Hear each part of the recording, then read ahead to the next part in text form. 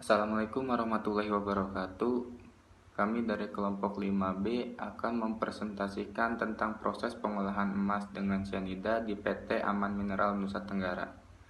Sebelumnya izinkan kami memperkenalkan diri.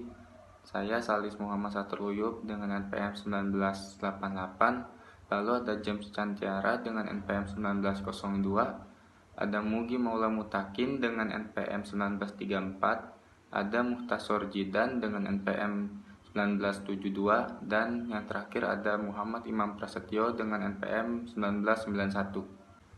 Berikut ini merupakan outline yang akan kita bawakan dalam presentasi kali ini. Yang pertama ada profil perusahaan, yang kedua ada bahan baku, yang ketiga ada proses pengolahan, yang keempat reaktor yang digunakan dalam proses ini, lalu ada mineral balance, dan yang terakhir ada kesimpulan.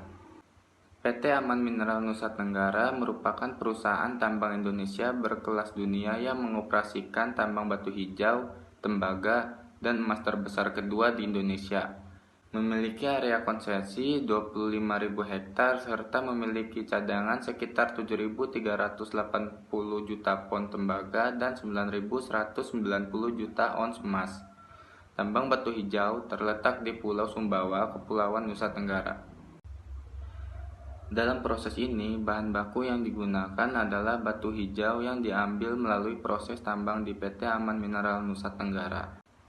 Adapun bahan lain yang digunakan dalam proses ini yaitu larutan NaCN yang berperan untuk membantu selama proses pengolahan emas. Selanjutnya saya akan membahas mengenai metode dari proses pengolahan emas, yang dimana tahapan pertama setelah mendapatkan biji emas atau bongkahan emas yaitu adalah kominusi, yaitu size reduction.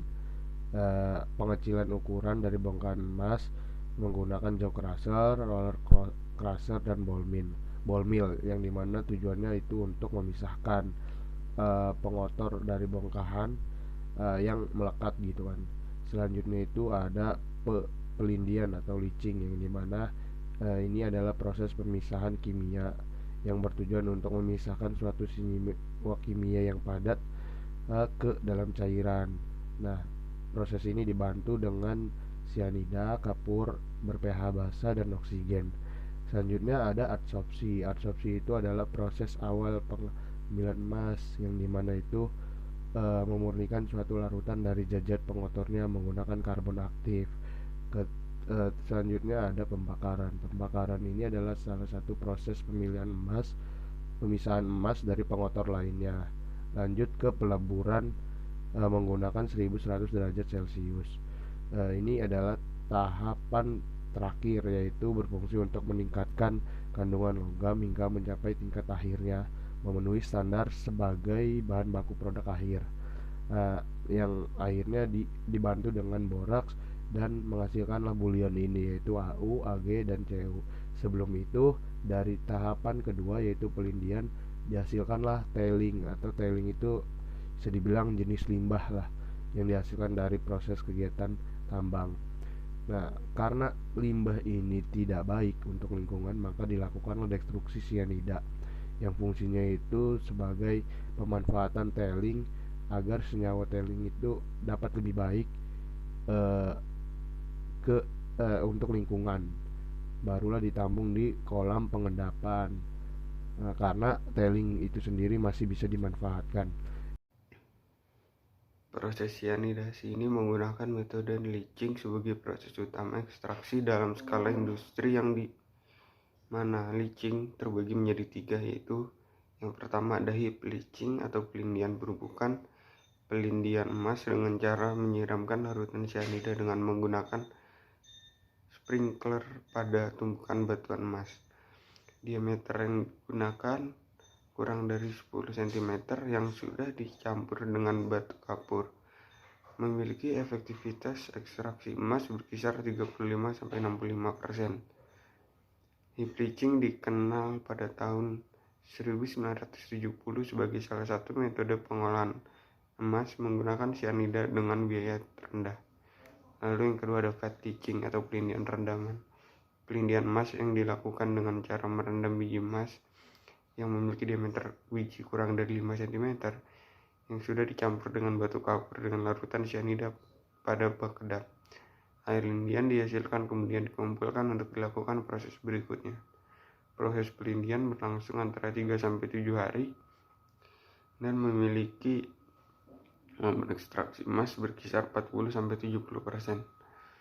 Lalu yang ketiga ada agitating leach, yaitu pelindian emas dengan cara merendam biji emas yang memiliki diameter kurang dari 0,15 cm yang sudah dicampur dengan batu kapur dengan larutan cyanida pada suatu tangki dan selalu diaduk atau diaerasi.